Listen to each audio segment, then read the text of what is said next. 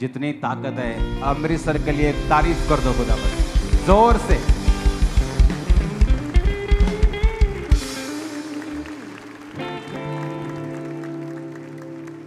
अब तो सब फोटोज एक जैसी लगने लगी।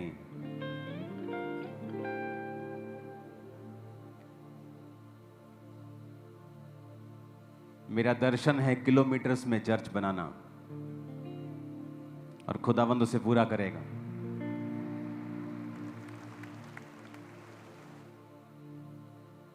आज एक इंपॉर्टेंट,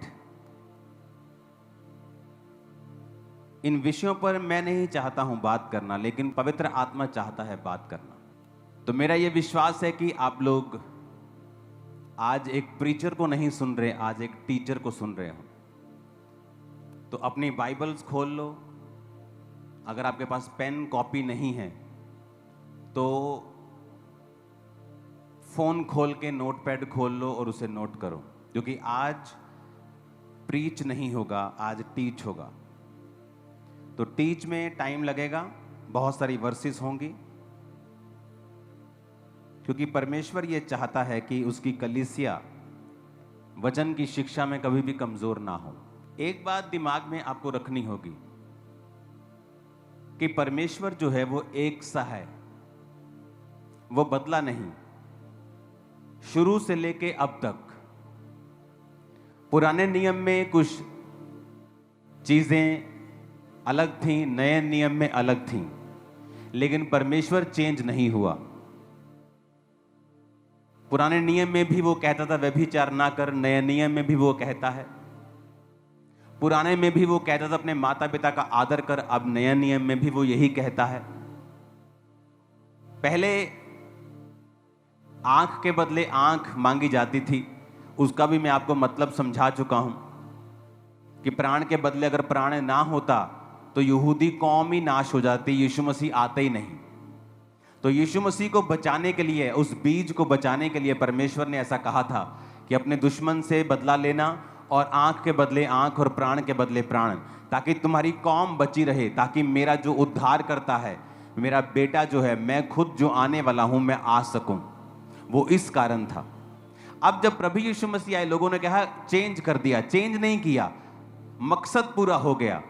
अब यीशु मसीह आ चुके थे तो परमेश्वर ने कहा अब मैं आ चुका हूं, अब तुम्हें प्राण के बदले प्राण नहीं लेना है, अब अपने दुश्मनों के लिए प्रार्थना करनी है, जो तुम्हें सताते हैं उनको आशीष देनी है। तो मैं आपको ये 100% वचन से गारंटी दे सकता हूं कि परमेश्वर का वचन और उसका मन, उसका हार्ट जैसा पहले था, पहले दिन सृष्टि के, वैसा ही आज है। कुछ भी बदलाव नहीं हुआ। वो प्रेमी था, वो दयालु था, वो आज भी वैसा ही है। यीशु मसीह के जन्म के बाद कुछ चीजें बदली, इसलिए क्योंकि यीशु मसीह के आने के बाद वो मकसद पूरा हो गया, जिस मकसद के तहत कहा गया था कि प्राण के बदले प्राण लेना और तुम अपने दुश्मनों से बदला लेना और अपने आप को बचाते रहना। कितने मेरी बात को समझ रहे हैं? तो आज जब भी मैं आपको कोई वचन देता हूं या बाइबल की कोई मैं शिक्षा देता हूं, तो मैं ये कोशिश करता हूं कि वो शिक्षा आपको दोनों नियम से दी जाए। क्योंकि कुछ लोग फिर आपसे बहस करेंगे ये तो पुराने नियम की शिक्षा है, तो मैं आपको नए नियम के भी साथ में देता हूं। जिस तरह लोग बहस करते हैं टाइथ के विषय में कि नए नियम में टाइथ नहीं लिखा। टाइथ एक ऐसा सब्जेक्ट है जो नए नियम पुराने नियम से भी पहले का है, अब्राहम के समय का। तब वचन नहीं आया था, व्यवस्था नहीं थी मूसा की, फिर भी अब्राहम अपनी कमाई का 10वां अंश देता था। अब्राहम के बाद याकूब, इसहाक, ये कैसे ब्लेस हुए? क्योंकि ये अपने कमाई का टाइथ परमेश्वर को देते थे, ये उसको अपना पार्टनर समझते थे। तो इसीलिए मलकीसिदक के याजक को 10वां अंश दिया गया। कौन था मलकीसिदक का याजक? जिसकी कोई वंशावली नहीं। ऐसा कैसे हो सकता है कि राजा हो और उसकी कोई वंशावली ना हो? क्योंकि वो यीशु मसीह को रिप्रेजेंट करता था उस समय, कि जिसकी कोई वंशावली नहीं, जो स्त्री से पैदा हुआ है, और अब्राहम ने उसको अपना टाइथ दिया था। यानी तुम भी अपना टाइथ मसीह को दोगे। तो वो नया नियम पुराने नियम से पहले था, व्यवस्था से पहले था। व्यवस्था तो बाद में आई कि व्यभिचार ना कर, पर यूसुफ जो पाप नहीं किया, पोतीपर की पत्नी के साथ। वो व्यवस्था से पहले था, पर उसके दिल को मालूम था कि यह गलत है, व्यभिचार। तो परमेश्वर एक सा ही है, उसने हमारा दिल कॉन्शियस जो है वो भी एक सा ही बनाया है। तो हमें यह समझना पड़ेगा कि परमेश्वर के वचन में क्या लिखा है कि टाइथ नए नियम से पहले, पुराने नियम से भी पहले था। पुराने नियम में भी टाइथ दिया गया, नए नियम में जीसस ने भी कहा अच्छा करते हो, पुदीने, सौंफ, जीरे का दशमांश देते हो, पर न्याय, दया, विश्वास को भी करते रहो, तुमने ये छोड़ दिए। परमेश्वर ने कभी टाइथ को अब्यूज नहीं किया, उसने इनकरेज किया और कहा अच्छा करते हो, क्योंकि टाइथ एक पार्टनरशिप है, एक कवनेंट है, एक वाचा है कि परमेश्वर तूने मुझे दिया है, मैं उस दिए में से तुझे वापस दूंगा। कितने मेरी बात को समझ रहे हैं? अब सबसे पहले हम ये देखेंगे कि जिन वचनों को लोग आज मिस इंटरप्रेट करते हैं, उन्हें परमेश्वर किस रीति से बोलता है। आज जो कुछ लोग अज्ञानता फैलाते हैं, अज्ञान के आड़ में वो है ज्ञान नहीं, वो एक्चुअल में अज्ञानता है।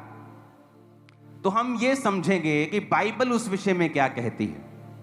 वचन कहता है, पौलुस जब वचन सुनाता था तो लोग घरों में जाके बाइबल खोल के जांच करते थे कि क्या ये वचन सही है जो पौलुस सुना रहा है। लेकिन आज की कलीसिया ऐसी है क्या कि आप घर जाके खुद भी इन वचनों को पढ़ें, क्या सच में मैंने सच बोला है, क्या सच में मैंने सही कहा है।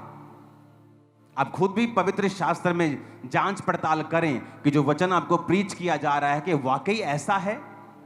आज लोगों को वचन का मालूम नहीं, वो इधर से कुछ सुनते हैं, यकीन कर लेते हैं, फिर इधर से कुछ बोलता है, यकीन कर लेते हैं। उनको ये नहीं पता कि ये जो बोल रहा है या ये जो बोल रहा है परमेश्वर क्या बोल रहा है। क्योंकि मुझे तो इसी बात से मतलब है कि परमेश्वर क्या बोल रहा है। लोग क्या कह रहे हैं, आप क्या कह रहे हैं, मैं क्या कह रहा हूं, क्या मतलब क्या फर्क पड़ता है। मैं भी इंसान हूं, आप भी इंसान हैं, जो बोल रहे हैं वो भी इंसान है। फर्क तब पड़ता है जब हम ये समझ जाएं कि परमेश्वर क्या कहता है। अगर मुझे ये मालूम हो जाए कि परमेश्वर क्या कहता है, फिर मुझे कोई परवाह नहीं, चाहे 10 लाख लोग कुछ भी कहें। कितने इस बात से एग्री करते हैं? आज हम पढ़ेंगे कि परमेश्वर का वचन क्या कहता है फादर्स के विषय में। सबसे पहले हम फादर को पढ़ते हैं उत्पत्ति 2 उसकी 24 आयत में। मैं आपको वचन समझा दूं, उसके बाद हम आगे चलेंगे। उसमें लिखा है, इस कारण पुरुष अपने माता पिता को छोड़कर अपनी पत्नी से मिला रहेगा और वो एक तन बने रहेंगे। यहां पर पिता शब्द आया है। फादर शब्द उत्पत्ति में ही आ गया था, और उस उत्पत्ति शब्द को जब हम पढ़ते हैं, अगर आपके पास इब्रानी भाषा की बाइबल है तो उसे भी एक बार जरा दिखा दीजिए। Therefore shall a man leave his father and mother। वो जो फादर के साथ H1 लिखा है, H1 का मतलब अब, पिता, फादर। H1 इब्रानी भाषा, दुनिया की पहली भाषा, उसका पहला शब्द है H1, जिसका मतलब है फादर। यानी खुदा ने चुना कि इब्रानी भाषा का जो पहला शब्द होगा, जो भाषा ओरिजिनल भाषा है दुनिया की, उसका पहला शब्द होगा अब, यानी फादर। तो अब हम इस बात को समझेंगे और हम चलेंगे दूसरा राजाओं के पास। उसकी 2 अध्याय को हम खोलेंगे। दूसरा राजा उसकी 2 अध्याय उसकी 1 आयत।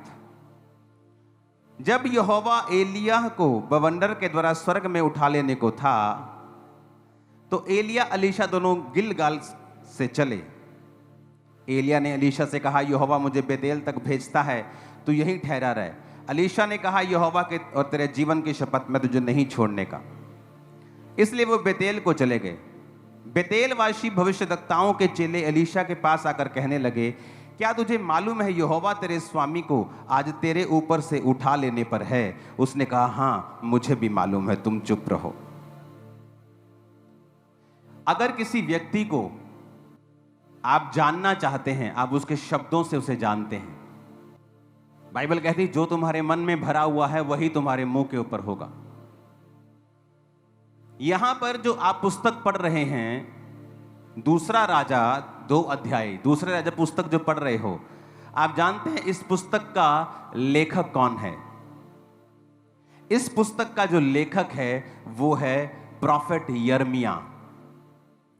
यिर्मयाह, यशाया, यहोजकेल, दानियल, these are the major prophets. इन्हें मेजर प्रॉफिट्स कहते थे। अबोधा, मीका, योना, these are the minor prophets. इन्हें माइनर प्रॉफिट्स कहते थे। तो ये जो मेजर प्रॉफिट्स बाइबल में जो लिखे हैं, यशाया, यिर्मयाह, दानियल, यहोजकेल, तो एक मेजर प्रॉफिट ने ये पुस्तक लिखी है। आप लूका की पुस्तक पढ़ें, सब पुस्तकों में लिखा हुआ है और परमेश्वर ने उसको चंगा किया।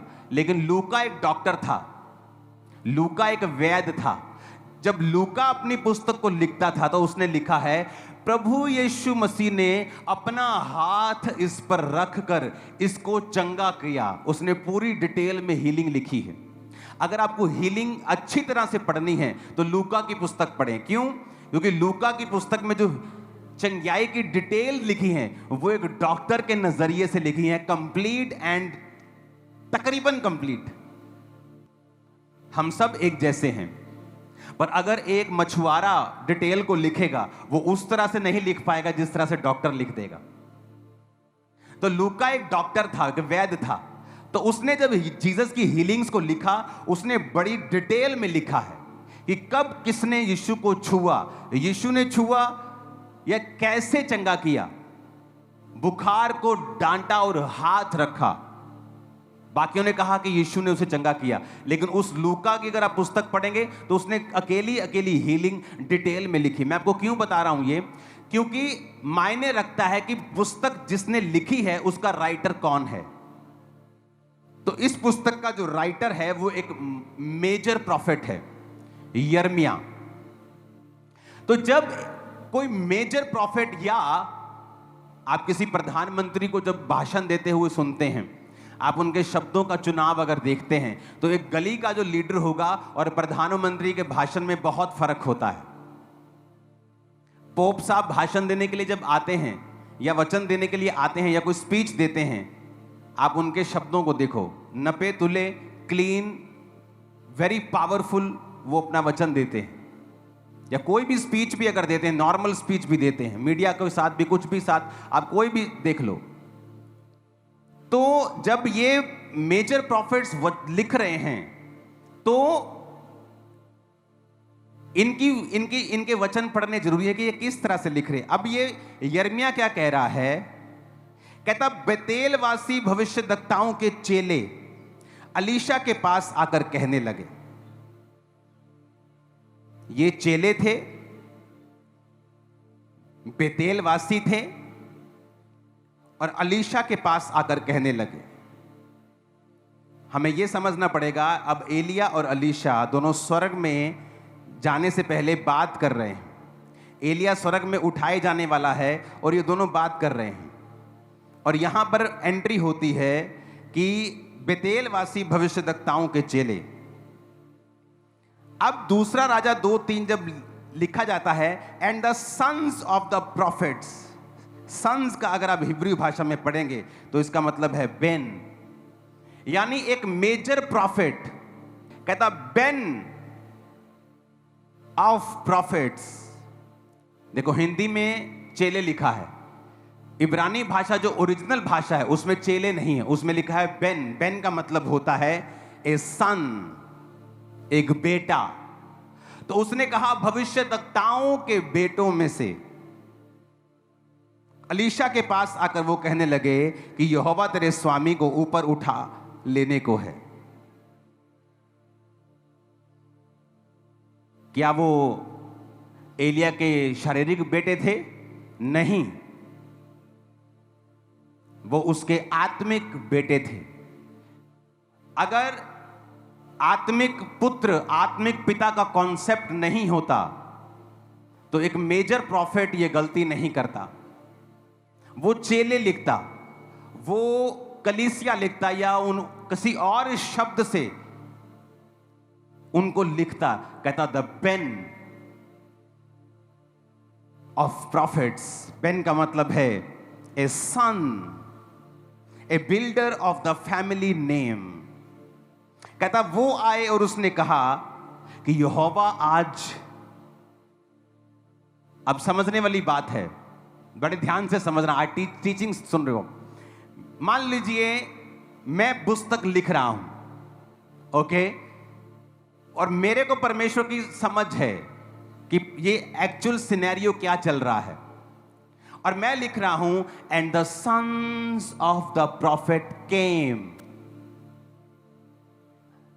सन्स, वो सारे सन, सारे फॉलो करने वाले आए और कहने लगे। अब वो अगली बात जो लिख रहा है वो अपनी तरफ से नहीं लिख रहा, वो वही स्टेटमेंट लिख रहा है जो उन बच्चों ने एलीशा को दी। क्या कहता? आज यहोवा तेरे स्वामी को स्वर्ग पे ऊपर उठा लेने को है। अब जब मैं लिख रहा हूं कि वो आए, मेरी निगाह में वो सन्स हैं, बट जब वो सन्स आए, वो एलीशा को क्या कह रहे हैं कि तेरे स्वामी को, इब्रानी भाषा का 113 शब्द, तेरे एडॉन को, मतलब तेरे कंट्रोलर को, तेरे मास्टर को, तेरे ऑनर को, इब्रानी भाषा का 113वां शब्द। अब समझने वाली बात यह है, परमेश्वर का जो मसा था वो चेलों के ऊपर क्यों नहीं आया? क्योंकि जो दूसरे चेले थे, क्योंकि यिर्मयाह ने जब ये पुस्तक लिखी तो उसने वो अपनी तरफ से लिखा जो वो समझता था, जो है था कि the sons of the prophets came. पर आगे जो उसने लिखा वो स्टेटमेंट थी जो सन्स ने दी थी, क्या कि आज तेरा पिता तेरे कंट्रोलर को स्वर्ग में उठा लेने को है। मतलब वो भी पूरी तरह से फादर सन रिलेशनशिप में एलिया के साथ नहीं थे। इसीलिए परमेश्वर ने अपना मसा उन चेलों की बजाय एलीशा को दिया था। क्यों? बाइबल कहती, जब वो 11 आयत में देखते हैं, जब वो चलते चलते बात कर रहे थे, कौन? एलिया, एलीशा। एक अग्नि में रथ, अग्नि में घोड़ों ने उन्हें अलग अलग किया और एलिया बवंडर में होकर स्वर्ग पर चढ़ गया। एलीशा देखता और पुकारता रहा, बोलता रहा, हाय मेरे पिता। क्या बोलता रहा? हाय मेरे पिता। इसको इब्रानी भाषा में पढ़ेंगे, ये वही पिता शब्द है। लोग बोलते शायद उसने बुजुर्ग कहा हो, शायद उसने कुछ अलग कहा हो, ये वही शब्द है H1। अब वही शब्द जो प्रभु के मुंह से निकला था कि इंसान अपने माता पिता को छोड़कर, ये वो वचन है जो खुदा के मुख से निकला था। अब यही वचन एलीशा ने कहा, हाय मेरे पिता, हाय मेरे अब। तो बाइबल कहती जब वो पुकार रहा था तो एलिया की जो चद्दर थी वो नीचे गिर गई, और जब उसने उठाई तो वो मसा और वो आत्मा एलीशा के ऊपर ठहर गया। एलीशा ने कहा, एलिया कहता आज मुझे स्वर्ग पे उठा लेने को, तू चला जा।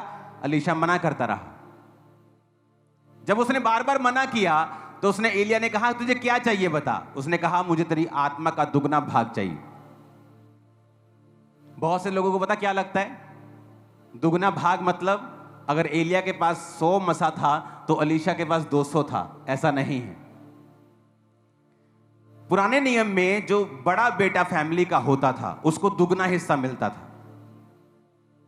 अगर मान लीजिए मेरे पास 1 किलो सोना है और मेरे 10 बच्चे हैं, मैं सबको 100-100 ग्राम दे दूंगा। लेकिन जो बड़ा बच्चा होता था उसको 100 ग्राम नहीं मिलता था, उसको 200 ग्राम मिलता था। तो वो जो 10 बच्चे होते थे उनके 11 हिस्से आप मान लो करके, 2 हिस्से पहले बेटे को दिए जाते थे या बेटी जो भी पहलौठा होता था, और बाकी 9 बांट दिए जाते थे। तो एलीशा इस बात पर क्लेम कर रहा था कि तू ही मेरा फादर है और मैं जेठा होने के नाते क्लेम करता हूं, क्योंकि क्लेम भी लीगल होना चाहिए, नहीं तो वो रिजेक्ट हो जाता है। मैं क्लेम करता हूं कि दुगना मसा मुझे दिया जाए। तो दुगना मसा इसलिए एलीशा को मिला था क्योंकि वो उसने अपना प्रूफ किया था अपने पिता को ना छोड़ के कि मैं तेरा रियल स्पिरिचुअल सन हूं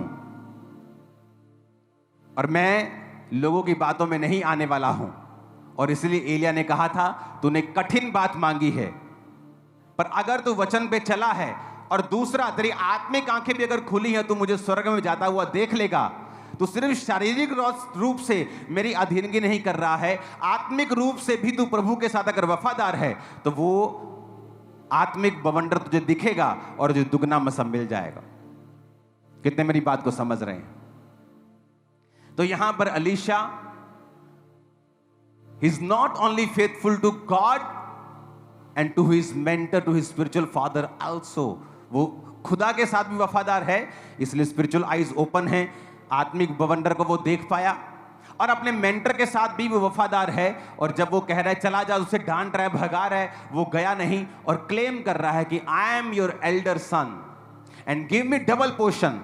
जो तेरी आत्मा का है मुझे डबल पोर्शन चाहिए। कितने मेरी बात को समझ रहे हैं? हमें ये बड़े ध्यान से समझने की जरूरत है। और ये वही शब्द है जब उसने कहा हे मेरे पिता, हाय मेरे पिता, जो H1 से निर्धारित किया गया, जो यहोवा के मुख से खुद निकला था कि मनुष्य अपने माता और पिता से अलग रहेगा और अपनी पत्नी से मिला रहेगा। 14 आयत में लिखा था, उसने एलिया की वो चद्दर जो उससे गिरी थी पकड़कर जल पर मारी और कहा, एलिया का परमेश्वर यहोवा कहां है? जब उसने जल पर मारा तब वो इधर उधर दो भाग हो गया और एलीशा पार हो गया। क्या कहा उसने? एलिया का परमेश्वर यहोवा कहां है? ये बाइबल सिखा रहा हूं मैं आपको। अगर आप इस पार्ट को नहीं समझेंगे तो आप स्वर्ग चले जाएंगे, लेकिन आप एक शिक्षा को मिस कर देंगे। इस धरती के ऊपर एक एक्स्ट्रा लाइफ को मिस कर देंगे। एक एक्स्ट्रा अनॉइंटिंग आपकी लाइफ के ऊपर आना चाहती है, एक्स्ट्रा ग्रेस रहती है उन लोगों के ऊपर जो अपने मेंटर के साथ वफादार हैं, आप वो मिस कर देंगे, स्वर्ग चले जाएंगे। कोई स्वर्ग, आपने मुंबई जाना है तो आप प्लेन में भी जा सकते हैं, चार्टर्ड प्लेन में जा सकते हैं, कमर्शियल प्लेन में जा सकते हैं, फिर ट्रेन में जा सकते हैं, बस में जा सकते हैं, बाइक पे जा सकते हैं, गाड़ी पे जा सकते हैं, साइकिल पे जा सकते हैं, पैदल भी जा सकते हैं। तो स्वर्ग सब चले जाएंगे जो जीसस पे यकीन करते हैं और बैप्टाइज्ड हैं। लेकिन कोई स्वर्ग घिसट घिसट के जा रहा है, दुनिया में दुखी होके जा रहा है क्योंकि उसके पास नॉलेज नहीं है, एपिग्नोसिस, प्रैक्टिकल नॉलेज क्राइस्ट की नहीं है कि इस दुनिया में रहकर आप कामयाब होकर जा सकते हैं, आप फेल होकर भी वहां जा सकते हैं। बहुत से लोग हैं जो फेल हैं, अपने बिजनेस में फेल, अपने सेवकाई में फेल, अपने परिवार में, सब जगह फेल हैं। जा वो भी स्वर्ग रहें, क्योंकि वो वचन को पहचानना नहीं चाहते हैं, वो वचन को प्रैक्टिकली समझना नहीं चाहते हैं, क्योंकि मुश्किल है परमेश्वर के रियल वचन के ऊपर चलना। अब यहां क्या होता है, वो कह रहा है परमेश्वर, एलिया का परमेश्वर कहां है? और जल दो भाग हो गया। अगर उसने गलत बोला होता तो जल दो भाग कभी ना होता। अगर उसने गलत बोला तो जल दो भाग कभी ना होता। आज अब लोगों को ट्रोल करना शुरू करते हैं, ये प्रार्थना में भी मैन ऑफ गॉड का नाम ले रहा है। वो प्रार्थना में जो मैन ऑफ गॉड का नाम ले रहा है वो उसको परमेश्वर नहीं कह रहा, वो एलिया की तरह प्रार्थना, एलीशा की तरह प्रार्थना कर रहा है कि खुदावन जो ग्रेस एलिया के ऊपर थी, तेरा धन्यवाद करते, वो ग्रेस हमें चाहिए। और जल को उसने माना कि एलिया का परमेश्वर। वहां अगर ये सदूकी फरीसी आज के होते तो कहते ले एलिया दा परमेश्वर किथे, तू सीधा ही क्या यहोवा किथे, तू क्यों कह रहे एलिया दा परमेश्वर किथे, तू सीधा परमेश्वर का नाम नहीं ले सकता। पर आज के जो सदूकी फरीसी हैं वो कभी स्पिरिचुअल जो नॉलेज है उसे नहीं समझ सकते। अगर वो समझ चुके होते तो उन कंडीशंस में ना होते जिन कंडीशंस में वो हैं। उसने कहा एलिया का परमेश्वर कहां है? ये एक ब्यूटीफुल रिलेशनशिप है, बहुत ब्यूटीफुल। इतना ब्यूटीफुल रिलेशनशिप ये परमेश्वर ने बनाया है कि परमेश्वर ने इब्रानी भाषा, इस दुनिया की पहली भाषा का पहला शब्द अब्बा, अब चुना है, फादर। क्योंकि ये ब्यूटीफुल रिलेशनशिप प्रभु को मालूम था कि नॉट ओनली ये सिर्फ फिजिकल नहीं है, एक संसारिक बाप के साथ नहीं है, ये मेरे साथ भी लोगों की होगी, अपने स्पिरिचुअल मेंटर्स के साथ लोगों की होगी और अपने फादर्स के साथ भी लोगों की होगी। इसलिए परमेश्वर ने इस शब्द को चुना। कितनों को समझ आ रही है? ओके। अब जब हम ये समझते हैं कि प्रभु की इच्छा क्या है, तो हम ये भी समझते हैं कि पुराने नियम में भी वो वैसा ही था, तो नए नियम में वैसा ही था। आज जब ये प्रचार किया जाता है, पहला कुरिन्थियों 4 उसकी 15 और 16 आयत कहता, यदि मसीह में सिखाने वाले तुम्हारे 10,000 भी होते तो तुम्हारे पिता बहुत से नहीं, इसलिए कि मसीह यीशु में सुसमाचार के द्वारा मैं पिता हुआ। अब लोग पता क्या कहते हैं, जब पौलुस कह रहा है कि मैं सुसमाचार सुनाया तुमको और तुम्हें पैदा किया है, जिस तरह एक संसारिक मां जब तुम्हें पैदा करती है तो जच्चा की पीड़ाएं सहती है, पौलुस कहता मैं भी तुम्हें जब पैदा करता हूं तो जच्चा किसी पीड़ाएं सहता हूं। वो क्या है पीड़ा? एक पास्टर का विरोध होता है। क्यों होता है? उसने कौन सी शराब पी है या उसने कौन सा डाका डाल दिया है। आपके गली मोहल्लों में जो आपको भाषण देके जाते हैं उनमें 900 कमियां होंगी, पर उनका विरोध नहीं होता। लेकिन मसीह लोगों का विरोध क्यों? जीवित चर्च का विरोध क्यों? क्योंकि वो एक जच्चा की पीड़ा है जो हमें सहनी पड़ती है। अपने लिए थोड़ी है, मुझे क्या है, मैं सेटल्ड हूं, मैं किसी भी फॉरेन कंट्री में जाऊं, मैं वेल सेटल्ड हूं, मैं आराम से अपनी फुल लाइफ जी सकता हूं बिना काम की।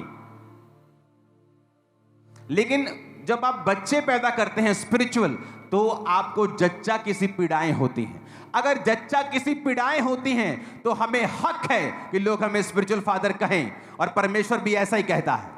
मैं चैलेंज करता हूं इस डॉक्ट्रिन के ऊपर, आके आप बाइबल से सिखाएं कि कहां ये गलत है, क्योंकि अब ये पूरी नहीं हुई, अभी सुनना ध्यान से। पौलुस कहता है सुसमाचार सुनाने के द्वारा मैं तुम्हारा पिता हुआ। अब लोग पता क्या कहते हैं, पौलुस गलत हो सकता है, और उसका उदाहरण दे सकते हैं कि पौलुस जीसस के साथ नहीं रहा, क्योंकि जीसस ने भी कहा था कि धरती पर अपना पिता किसी को मत कहना। ओके, आज हम पढ़ेंगे जीसस ने क्या कहा। मत्ती 23 अध्याय को हम पढ़ेंगे।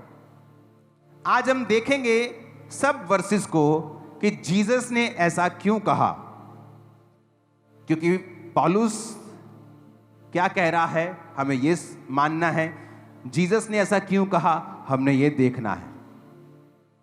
उसमें लिखा है 23 अध्याय की जो शुरुआत होती है, ऊंचा पढ़ो, फरीसियों का पाप। ये बाइबल मैंने तो नहीं लिखी, ये वचन जो है, जब जीसस क्राइस्ट जिस अध्याय में बात कर रहे हैं उस अध्याय का शीर्षक है फरीसियों का पाप। तो हमें यह पढ़ने की जरूरत है, जब भी आप बाइबल पढ़ें या जो बाइबल टीच करते हैं वो ये देखते हैं कि जब एक वचन बोला गया है वो किस कॉन्टेक्स्ट में बोला गया है, वो कब बोला गया है। जब बोला गया था उस समय आसपास का जो वातावरण था वो क्या था और वो क्यों बोला गया था। अगर आप इस बात को नहीं समझेंगे आप अधूरे ज्ञानी हैं, और अधूरा ज्ञान खतरनाक होता है। फरीसियों का पाप, ये जो अध्याय है 23, जीसस क्राइस्ट ने फरीसियों की क्लास लगाई है इसमें। सुनो अब आगे। तब यीशु ने भीड़ से और अपने चेलों से कहा, अब यहां पर भीड़ भी है, चेले भी हैं, लेकिन बात हो रही है फरीसियों के पाप की। कहता, शास्त्री फरीसी मूसा की गद्दी पर बैठे हैं, जो तुम्हें वो कहें वो करना और मानना, परंतु उनके से काम मत करना, क्योंकि जो खुद वो कहते हैं वो करते नहीं। तब यीशु ने भीड़ से और अपने चेलों से कहा, शास्त्री और फरीसी मूसा की गद्दी पर बैठे हैं, इसलिए वे तुमसे जो कुछ कहें वह करना और मानना, परंतु उनके से काम मत करना, क्योंकि वे कहते तो हैं पर करते नहीं। ऊपर लिखा है फरीसियों का पाप, नीचे सब लोग बैठे हैं, चेले बैठे हैं, प्रभु यीशु मसीह उन्हें शिक्षा दे रहे हैं। और क्या कह रहे हैं, 2 आयत में फिर से पढ़ेंगे। जीसस ने कहा, शास्त्री और फरीसी मूसा की गद्दी पर बैठे हैं, इसीलिए वे तुमसे जो कुछ कहें वह करना और मानना, परंतु उनके से काम मत करना, क्योंकि वे कहते तो हैं पर करते नहीं। वे एक ऐसे भारी बोझ को जिनको उठाना कठिन है बांधकर उन्हें मनुष्यों के कंधे पर रखते हैं, परंतु स्वयं उसे अपनी उंगली से भी सरकाना नहीं चाहते। वे अपने सब काम लोगों को दिखाने के लिए करते हैं। वे अपने ताबीज़ों को चौड़ा करते और अपने वस्त्रों को कोरे बनाते हैं। भोज में मुख्य मुख्य स्थान और सभा में मुख्य मुख्य आसन, बाजारों में नमस्कार और मनुष्य में रब्बी कहलाना उन्हें भाता है। किसकी बात हो रही है? फरीसियों की, सदूकियों की। फरीसी और सदूकी, परमेश्वर कहता है कि ये लोग दिखाने के लिए काम करते हैं, दिखाने के लिए प्रार्थना करते हैं, मुख्य मुख्य आसनों पर जाकर बैठते हैं। तुम इनके जैसे काम मत करना। हाँ, आगे 9 आयत 8 पढ़ेंगे। परंतु तुम रब्बी ना कहलाना, क्योंकि तुम्हारा एक ही गुरु है और तुम सब भाई हो। पृथ्वी पर किसी को अपना पिता ना कहना, क्योंकि तुम्हारा एक ही पिता है जो स्वर्ग में है। और स्वामी भी ना कहलाना, क्योंकि तुम्हारा एक ही स्वामी है, अर्थात मसीह। जो तुम में बड़ा हो वह तुम्हारा सेवक बने। जो कोई अपने आप को बड़ा बनाएगा वह छोटा किया जाएगा, और जो कोई अपने आप को छोटा बनाएगा वह बड़ा किया जाएगा। अब 7 हाय लिखी हैं यहां पर, जो फरीसी और शास्त्रियों को दी गई। 13 आयत से पढ़ेंगे उनको।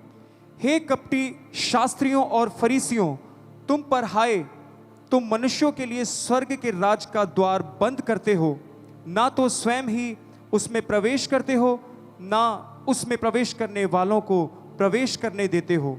हे कपटी शास्त्रियों और फरीसियों, तुम पर हाय, तुम विधवाओं के घरों को खा जाते हो और दिखाने के लिए बड़ी देर तक प्रार्थना करते रहते हो, इसलिए तुम्हें अधिक दंड मिलेगा। हे कपटी शास्त्रियों और फरीसियों, तुम पर हाय, तुम एक जन को अपने मत में लाने के लिए सारे जल और थल में फिरते हो, और जब मत में वह आ जाता है तो उसे अपने से दूना नारकीय बना देते हो। हे अंधे अगवो, तुम पर हाय, जो कहते हो कि यदि कोई मंदिर की शपथ खाए तो कुछ नहीं, परंतु यदि कोई मंदिर के सोने की सौगंध खाए तो उससे बन जाएगा। हे मूर्खों और अंधो। कौन कह रहा है मूर्खों और अंधो? कौन कह रहा है? प्रभु यीशु मसीह कह रहे हैं। कहता है, हे मूर्खों, हे अंधो। आज का अगर कोई सदूकी फरीसी प्रभु को सुन रहा होता, कहता ले तू आप है ना जिद्दां तेनू सारे उदा दे दिखदे आ। पर परमेश्वर कह रहा है, हे मूर्खों, हे अंधो, तुम पर हाय। 7 हाय दी।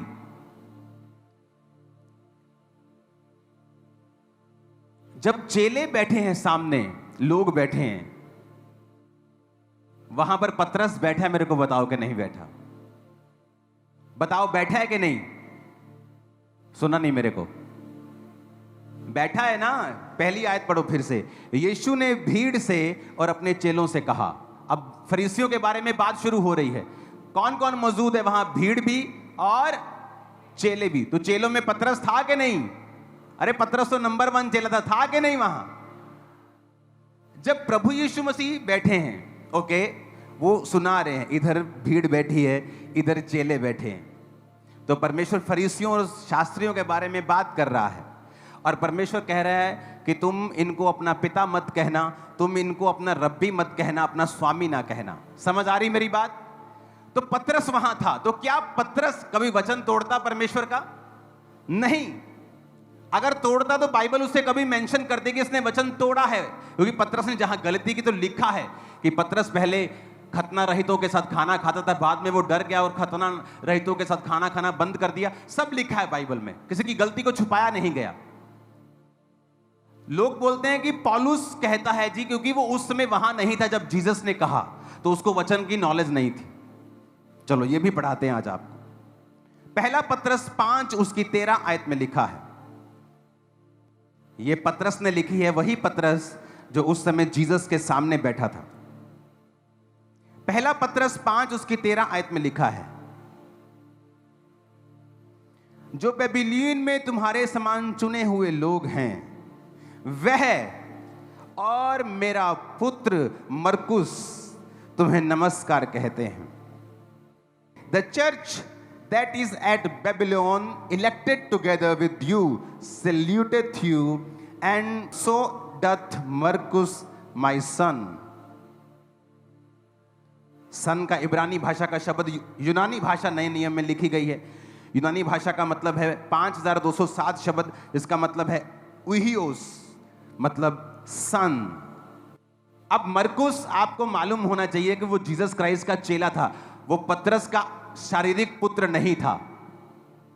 अगर जीसस ने कहा कि धरती पर पिता नहीं कहना, तो पतरस वहां पे क्यों कहेगा मैं और मेरा पुत्र मरकुस तुम्हें नमस्कार कहते हैं? वो नहीं कहेगा, क्योंकि परमेश्वर ने कहा ही नहीं है अपनी आत्मिक लोगों को। उसने तो फरीसियों सदूकी को कहा है, जो विरोध करते हैं ना आत्मिक मदर फादर का, वो एक्चुअल में फरीसी सदूकी, उनको परमेश्वर ने कहा कि तुम पिता मत कहलवाना।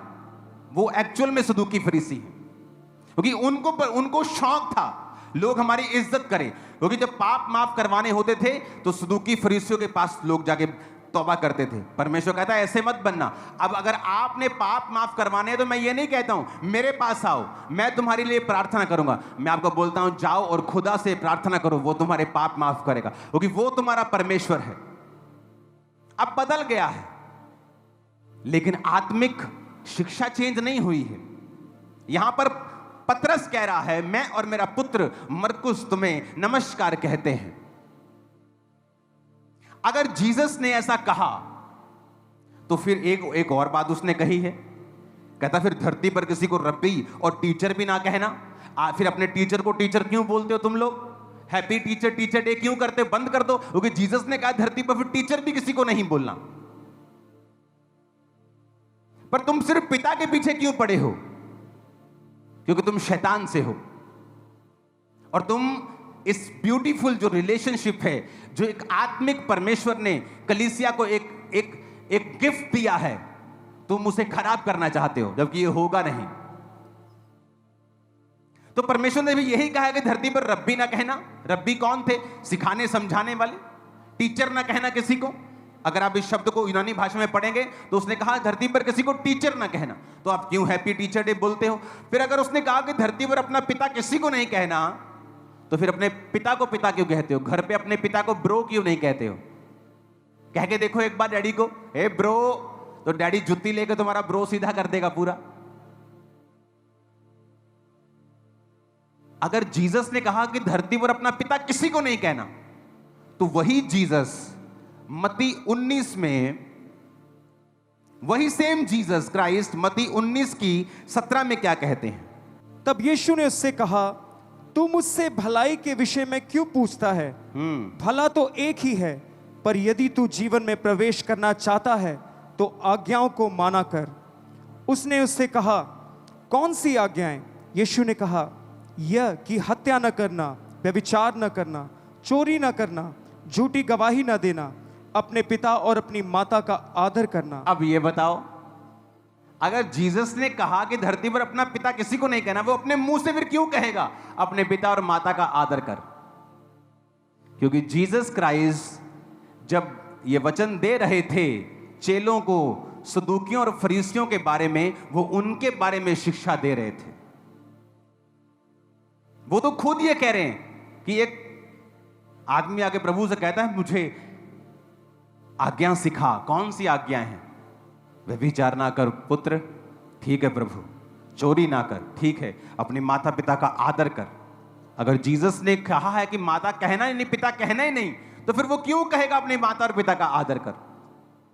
तो हमें यह समझना पड़ेगा कि जब वो वचन दिया गया, वो फरीसियों के ऊपर 7 हाय दी गई हैं मत्ती 23 में। फिर फरीसियों के पीछे परमेश्वर क्यों लग गया? क्योंकि वो फरीसियों के लिए वचन था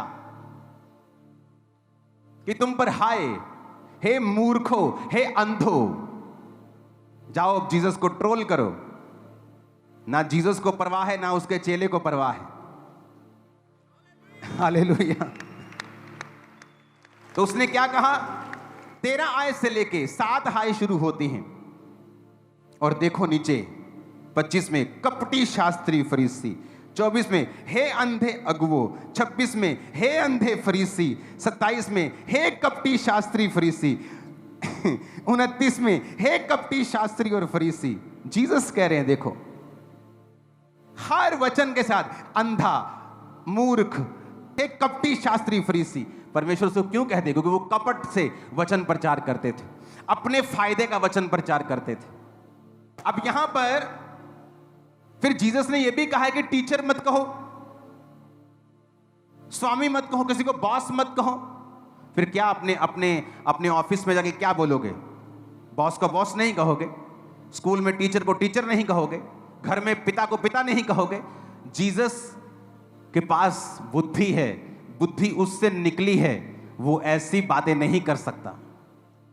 जब उसने ऐसी बातें की, वो फरीसियों और सदूकियों के बारे में अपनी सारी अंदर की जो परमेश्वर के अंदर जो शिक्षा थी उन्हें दे रहा था कि अंधे, ये अगुवे, ये अंधे अगुवे, ये मूर्ख हैं, इनको अपना पिता मत कहो, ये तुम्हारा पाप माफ नहीं करवा सकते, अब तुम डायरेक्ट मुझको पुकारो। हालेलुया। जब हम इस आयत को पढ़ते हैं, मत्ती 19 उसकी 17, उसने उससे कहा, तू मुझसे भलाई के विषय में क्यों पूछता है? भला तो एक ही है, पर यदि तू जीवन में प्रवेश करना चाहता है तो आज्ञाओं को माना कर। उसने उससे कहा, कौन? बस, honour your father and mother. पौलुस के जैसा प्रचारक दुनिया में कोई नहीं था, उसके जैसा शिक्षक, उसके जैसी ताड़ना देने वाला कोई नहीं था। आज भी यूरोप में चले जाओ, मैं वेनिस में था, इटली में, जो दुनिया की सबसे खूबसूरत जगहों में से लोग घूमने जाते हैं, वहां हर गली में मैंने चर्च देखा। कारण पौलुस, राजा का चर्च था, लोगों का चर्च था, हर गली में चर्च। कारण क्या? पौलुस एक समय वहां पे गली गली में जाकर जीसस क्राइस्ट के बारे में बता के, और वचन कहता है जगह नहीं रह गई थी प्रचार करने की, इतना प्रचार किया उसने। कहता जो मैं आज्ञाएं लिख रहा हूं ये प्रभु की आज्ञाएं हैं, मानो तो ना मानो। उसने कभी नहीं कहा मैं लिख रहा हूं, उसने कहा जो मैं लिख रहा हूं ये प्रभु की आज्ञाएं हैं, अगर तुम नहीं मानना चाहते हो तो ना मानो। वो कहता है पहला तिमुथियुस 1 उसकी 2 में, तिमुथियुस के नाम जो विश्वास में मेरा सच्चा पुत्र है, पिता परमेश्वर और प्रभु यीशु मसीह की ओर से तुम्हें अनुग्रह, दया और शांति मिलती रहे। तिमुथियुस के नाम जो विश्वास में मेरा सच्चा पुत्र है, पिता परमेश्वर और हमारे प्रभु यीशु मसीह की ओर से तुझे अनुग्रह, दया और शांति मिलती रहे। कहता तिमुथियुस के नाम जो विश्वास में मेरा सच्चा पुत्र है। क्या पौलुस आत्मिक नहीं था? लेकिन वो तिमुथियुस को कह रहा है जो विश्वास में मेरा सच्चा पुत्र है। अब 5043वां शब्द यूनानी में जिस इस पुत्र को जब लिखा गया तो उसका मतलब है एक टेक्नॉन, जिसका मतलब है ए चाइल्ड एज प्रोड्यूस्ड। लोगों को लगता है कि शायद वो सांकेतिक भाषा में बोल रहा होगा, उसने ऐसा सच में नहीं कहा होगा, सांकेतिक भाषा में, क्योंकि वो बुजुर्ग था या बड़ा था इसलिए वो ऐसा बोल रहा होगा।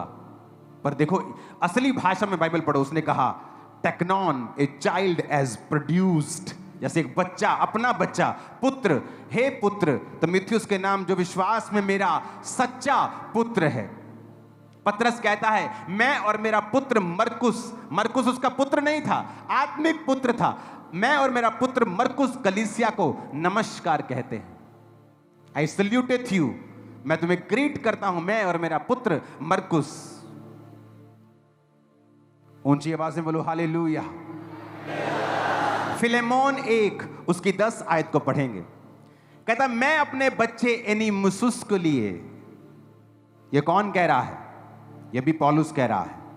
हम पतरस को पढ़ गया, पौलुस को पढ़ लिया, एलिया को पढ़ लिया, अलीशा को पढ़ लिया और जीसस को भी हमने पढ़ लिया। फिर से पढ़ेंगे इस आयत को। मैं अपने बच्चे उनेसिमुस के लिए जो मुझसे मेरी कैद में जन्मा है तुझसे विनती करता हूं, वह तो पहले तेरे कुछ काम का ना था, पर अब तेरे और मेरे दोनों के बड़े काम का है। अब पौलुस बंदा है कि जनानी है? दसो हैं? पर की कह रहे हो? दोबारा पढ़ना जरा। मैं अपने बच्चे उनेसिमुस के लिए जो मुझसे मेरी कैद में जन्मा कहता, है। आदमी कह रहा है, आदमी कहता मुझसे मेरी कैद में जन्मा है। जब मैं जेल में था मैंने इसको जन्म दिया है। अरे भाई तूने कैसे जन्म दे दिया? तू तो आदमी है। और कैसे संबोधित कर रहा है? मैं अपने बच्चे उनेसिमुस के लिए जो मुझसे मेरी कैद में जन्मा है तुझसे विनती करता हूं। पौलुस कह रहा है अगर आप बच्चों को जन्म दे सकते हैं तो आप स्पिरिचुअल फादर हैं। अगर मैं मैरिड हूं और मेरी वाइफ है तो हम दो नहीं हैं, हम एक ही हैं। लेकिन आप अपनी मेरी वाइफ को स्पिरिचुअल फादर थोड़ी बोलेंगे। आपके अंदर सेंस भी खुदा ने दी है, आप उसे मदर कहेंगे। मैं अपने स्पिरिचुअल फादर की वाइफ को स्पिरिचुअल मदर बोलता हूं, सिस्टर नहीं बोलता। कोई इसे ना जाने तो अपनी मूर्खता के कारण ना जाने, लेकिन यहोवा का वचन यही कहता है। मैं आपको चैलेंज करता हूं वचन के बीच से। कहता मैं अपने बच्चे उनेसिमुस के लिए जो मेरी कैद में मुझसे जन्मा है।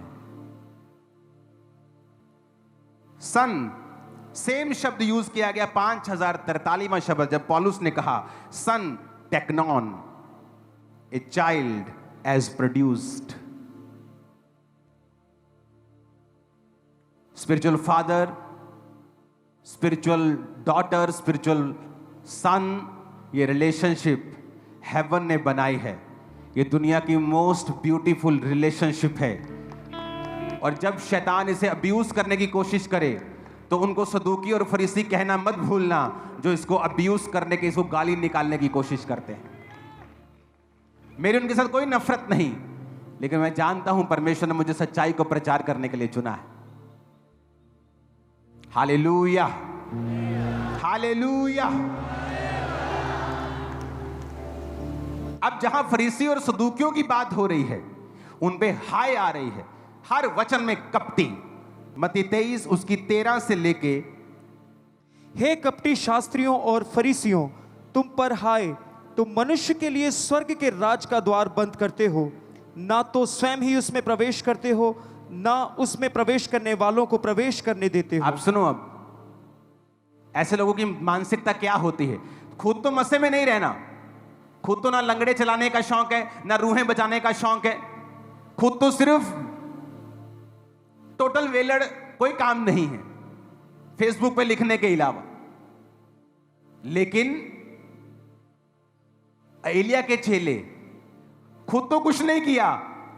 और यिर्मयाह प्रॉफिट लिख रहा है, the sons and the band of the prophets came and said कि यहोवा तुम्हारे कंट्रोलर को, वो अपने पिता को कंट्रोलर समझ रहे हैं, और अलीशा अपने पिता को पिता समझ रहा है। अब अब्बा है, हाय मेरे अब्बा, तो मसा उसके ऊपर आ रहा है।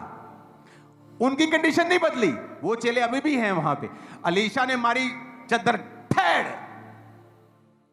एलिया का परमेश्वर कहां है? नदी दो भाग हो गई, सारे एलिशा के सामने झुक गए। सुनो मेरी बात, खुद कुछ नहीं कर रहे, खुद कुछ नहीं कर रहे। कहते तेरे स्वामी को उठा लेने पे, तेरे पिता को नहीं, तेरे स्वामी को, कंट्रोलर को, वो उसे कंट्रोलर समझते थे, इसलिए मसा अलीशा के ऊपर आया।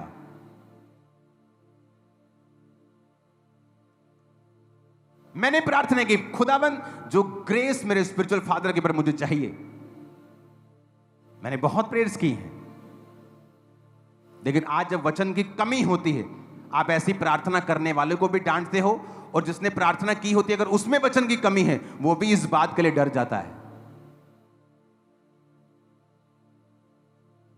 उसने कहा एलिया का परमेश्वर कहां है, और मारा चद्दर को और 2 भाग कर दिया। वहां अगर सदूकी फरीसी तो बोलते ए क्या एलिया एलिया लगाई वो चला गया, तू क्यों नहीं कहता कि यहोवा कहां है? क्योंकि वो रिलेशनशिप को नहीं समझते हैं, वो स्वामी समझते हैं, कंट्रोलर समझते हैं एलिया को। क्योंकि जब यिर्मयाह लिख रहा है तो वो अपनी समझ से कितना लिख सकता है कि and the sons of the prophets came, क्योंकि वो स्पिरिचुअल आदमी है, वो समझ वाला आदमी है, मेजर प्रॉफिट है, अकल वाला आदमी, वो सन्स लिख रहा है। और लेकिन जब सन्स आते कहते हैं तेरे स्वामी को आज यहोवा उठा लेने को है, और वो उसे कंट्रोलर समझते हैं। और अलीशा जब वो उठा लिया जाता है तो ये नहीं कहता स्वामी हाय मेरे स्वामी, वो कहता है अब्बा, हे हाय अब्बा। जब वो शब्द यूज कर रहे हैं तो इब्रानी भाषा का 113वां शब्द यूज कर रहे हैं। आज यहोवा तुम्हारे एडोन को उठा लेने पे है, कि आज स्वामी तेरे एडोन को उठा लेने पे है। कंट्रोलर, ऑनर, क्योंकि वो यिर्मयाह नहीं लिख सकता अपनी तरफ से कि आज यहोवा तुम्हारे पिता को, क्योंकि वो गलत नहीं लिख सकता, वो वही लिख सकता है जो वो सुन रहा है। जो उसने नहीं सुना वो अपनी समझ के अनुसार लिख रहा है। And the sons of the prophets came. आप मेरी बात समझ रहे कि नहीं? वो अपनी समझ जो उसके अंदर स्पिरिचुअल है उसके मुताबिक सही लिख रहा है कि सन्स ऑफ द प्रॉफिट्स केम। लेकिन जब वो सन्स आते हैं वो कहते हैं आज तेरा स्वामी तेरे कंट्रोलर को उठा लेने पे है। वो उसने गलत नहीं लिखा, वो जो उसने बोला उसने लिखा। जबकि अगर वो सन्स से तो बोलना चाहिए था आज स्वर्गीय पिता हमारा जो यहोवा है तेरे अब को, तेरे फादर को उठा लेने पे है। यही फर्क है। आज 2 तरह के क्रिश्चियन हैं। क्या ये स्वर्ग नहीं गए होंगे? गए होंगे, लेकिन धरती के ऊपर वैसा मसा इनकी लाइफ में नहीं था, ये गारंटी है। मसा उनकी लाइफ पर है जो इस रिलेशनशिप पे बिलीव करते हैं, जो मेंटर्स पे बिलीव करते हैं, जो इंपार्टेशन पे बिलीव करते हैं, जो प्रेरिताई पर बिलीव करते हैं, जो ये जानते हैं कि अगर परमेश्वर ने सब कुछ आत्मा के द्वारा करना था तो उसने क्यों कहा मैंने चर्च को प्रेरित, भविष्यद्वक्ता, पास्टर्स, टीचर और इवेंजलिस्ट दिए ताकि चर्च उन्नति करे और देह उन्नति करे और बरकत पाए।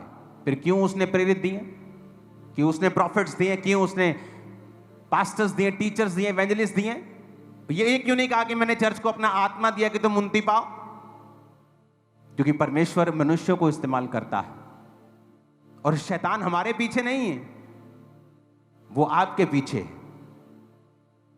जब किसी पास्टर का विरोध होता है तो वो उस पास्टर के पीछे नहीं है, वो लोगों के पीछे है, क्योंकि उसे पता है कि इसका जो मुंह है वो लोगों को जागृत कर रहा है और मेरा राज्य खत्म कर रहा है। आज आप सबसे ज्यादा आशीषित हैं खुदा के वचनों के कारण। आमीन। अब इस वचन को दोबारा सुनना और पढ़ना और इब्रानी भाषा, यूनानी भाषा में इसे जांचना कि पौलुस ने कहा, पतरस ने कहा, जीसस ने कहा honour your father and your mother. पर इन सदूकियों फरीसियों को अपना फादर मत बोलना, इनको अपना टीचर मत बोलना, ये तुम्हें सिखाते नहीं। इनके पीछे इनके मकसद हैं। भवन में घोड़े कबूतर बांध देते थे। कबूतर कितने का? 100 का। मेरे को 500 का बेचना है, 400 मुझको देने।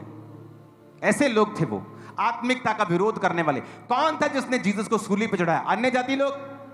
No, Christian. वो क्रिश्चियन आप बोल सकते हो, यहोवा को मानने वाले, पुराने नियम के क्रिश्चियन। ये क्रिश्चियन शब्द तो नए नियम से निकला, लेकिन मैं आपको समझाने के लिए कह रहा हूं। पुराने नियम के यहोवा को मानने वाले, बड़ी बड़ी कुर्सियों पे बैठने वाले लोग, औहदों पे बैठने वाले लोग, जिसको सूली पे चढ़ा दिया, आज भी वही आत्मा इनमें काम करता है। हालेलुया। जो आपको सिखाया जाता है शुरू से, जो इस चर्च ने एक प्रेरिताई की छाप लगाई है शुरू से, मैं आपको बोलता आया हूं, जो वचन मैं आपको देता आया हूं, दे रहा हूं, यह बाइबल से सीखा हुआ और समझा हुआ वचन है। या इंटरनेट से किसी के मुंह की जुबान से बोला या किसी से पूछा हुआ फोन से वचन नहीं है, आत्मा से पाया हुआ और बाइबल से सीखा हुआ वचन जो परमेश्वर ने आपको देनी थी आज, कि एक ब्यूटीफुल रिलेशनशिप खुदा ने दी है। उसका फायदा भी अलीशा एलिया के रूप में दिखाया है और चेलों के रूप में दिखाया है कि ये रिलेशनशिप खुदा ने बनाई है। अगर उसने नहीं बनाई होती तो वो पौलुस की पत्रियों को कभी बाइबल में ऐड ना होने देता, वो पतरस को भी कभी इस बाइबल में ऐड ना होने देता। जब एलिया उठाया जा रहा था उसने कहा हाय अब, हाय एडॉन नहीं, हाय मेरे मालिक, हाय मेरे कंट्रोलर, हाय मेरे स्वामी नहीं, हाय अब, हाय अब इब्रानी भाषा का पहला शब्द, हाय मेरे पिता, हाय मेरे पिता। पौलुस एक बच्चे के बारे में बताता है कि उन्नीस मेरी कैद में मुझसे जन्मा है, और फिलेमोन को वो पत्री लिख रहा है। तीमुथियुस कहता है विश्वास में मेरा यह सच्चा पुत्र है। कलीसिया से कह रहा है तुम्हारे सिखाने वाले 10,000 हैं, परंतु सुसमाचार मेरे द्वारा तुम तक पहुंचा है। तुम मेरे द्वारा, मेरे सुसमाचार के द्वारा प्रभु तक पहुंचे हो, तो सुसमाचार के द्वारा मैं तुम्हारा पिता हूं। वो जानते हैं हमारा स्वर्गीय पिता एक ही है, यीशु मसीह, लेकिन वो आत्मिक बात कर रहा है। मैं कौन हूं?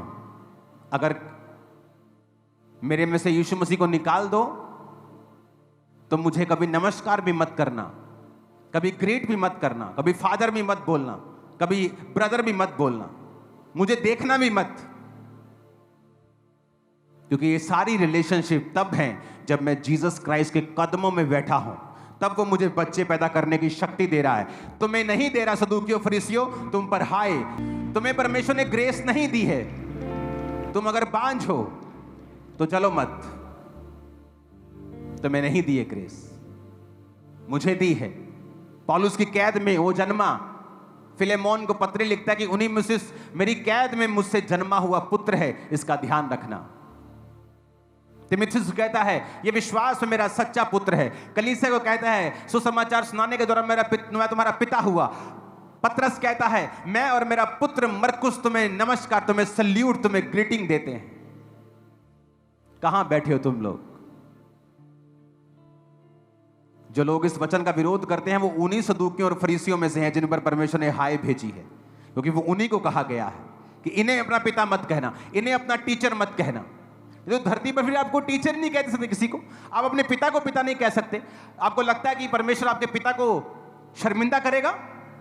जिसने जो खुद एक पिता है, क्या आपकी माता को वो शर्मिंदा करेगा? नो। पूरी बाइबल भरी पड़ी है कि मूर्ख पुत्र के कारण माता उदास रहती है। जब पुत्र की बड़ाई होती है तो पिता की बड़ाई होती है। अपने पुत्र पर छड़ी चलाने से रुक मत, तू छड़ी चलाकर उसका प्राण बचाएगा। किसके बारे में लिखा है? आत्मिक लोगों के बारे में भी लिखा है। प्रभु में अपने माता पिता के अधीन रहो, किसके बारे में लिखा है? स्पिरिचुअल फादर्स के बारे में।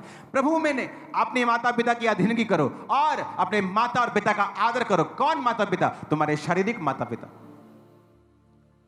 वो खुद एक पिता है, वो नहीं चाहता तुम अपने पिता की बेइज्जती करो। उसने खुद तुम्हें जना है, वो नहीं चाहता तुम अपनी माता की बेइज्जती करो। तुम्हारे माता और पिता एक ही हैं, क्योंकि वो एक तन है, परमेश्वर ने कहा। अगर तुम अपने पास्टर को फादर कह रहे हो तो उसकी बीवी को मदर कह सकते हो, 100% बिब्लिकल है। परमेश्वर क्या चाहता है कि वो तुम उसे एम्बैरेस करो, अपनी माता को, अपने पिता को अपने घर में? नो, वो बुद्धि का परमेश्वर है, वो गड़बड़ी का परमेश्वर नहीं। ये एक ऐसी रिलेशनशिप है स्पिरिचुअल, जो व्यक्ति इस रिलेशनशिप में बिलीव करते हैं वही हैं अपने पिता, अपने स्पिरिचुअल फादर के मसे के हकदार, और बड़े काम वही करेंगे यीशु मसीह के सामर्थ्य नाम। ऐसा नहीं कि परमेश्वर किसी को चुन नहीं सकता, वो चुन सकता है, उसे इस्तेमाल कर सकता है। पर पौलुस अपने पहले साल कलीसिया में बिताता है, मेंटर से सीखता है, उसके साथ प्रार्थना ही करता है। कुछ समय तक वो सीखता है। आज मैं जानता हूं शैतान बहुत शर्मिंदा हो रहा होगा।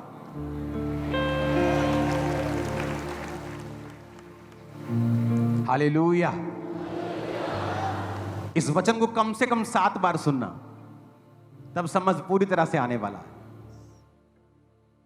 और जब भी मैं बाइबल पढ़ता हूं, मैं कोशिश करता हूं कि मैं ओरिजिनल भाषा में पढूं, ताकि उसे समझने में, किस भावना में, किस फीलिंग में, कब यह वचन बोला गया, क्यों बोला गया, किसके विषय में बोला गया, हम इसे सीख सकें और कलीसिया को सेम सिद्धता में लेके जा सकें। God bless you all.